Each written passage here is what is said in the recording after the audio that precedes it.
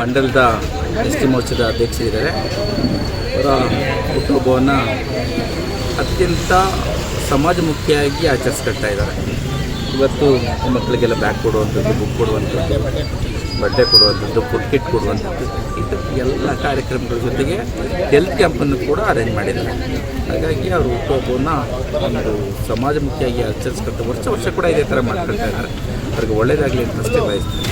ಮುಂದಿನ ರಾಜಕಾರಣದ ಭವಿಷ್ಯ ಕೂಡ ಉಜ್ವಲವಾಗಿ ಆಗಲಿ, ಮತ್ತು ಮುಂದಿನ ಅವರ ಏನು ಆಸೆ ಆಕಾಂಕ್ಷೆಗಳಿದೆ ಅವೆಲ್ಲ ಈಡೇರಲಿ ಅಂತ ಭಗವಂತನ ಕೇಳ್ತಾ ಅವ್ರಿಗೆ ಒಳ್ಳೆಯದಾಗಲಿ ಅಂತ ಬಯಸ್ತೀನಿ.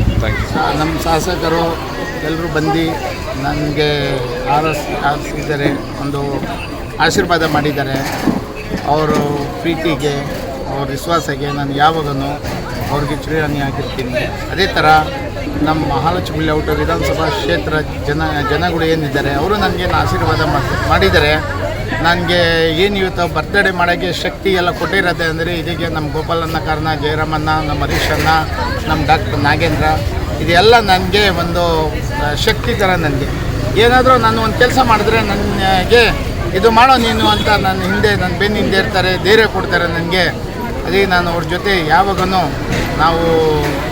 ನಾನು ಜೀವ ಇರೋ ತನಕನೂ ನಾನು ಅವ್ರ ಜೊತೆ ಇರ್ತೀನಿ ಅಂತ ಹೇಳೋಕ್ಕೆ ಇಷ್ಟಪಡ್ತೀನಿ. ಈ ಭಾಗದಲ್ಲಿ ಸಾರ್ವಜನಿಕ ಕೆಲಸಗಳ ಚರಂಡಿ ವ್ಯವಸ್ಥೆ, ಗಿಡ ಬಿದ್ದಾಗ ಮರ ಖರ್ಚು ಮಾಡಿಸೋದಾಗಿರ್ಬೋದು, ಅಂಥದ್ರಲ್ಲಿ ಮುಂದೆ ಇರ್ತೀರ ಎಲ್ಲರಿಗೂ ಹೆಚ್ಚಿನ ನಾಯಕರಾಗಿ.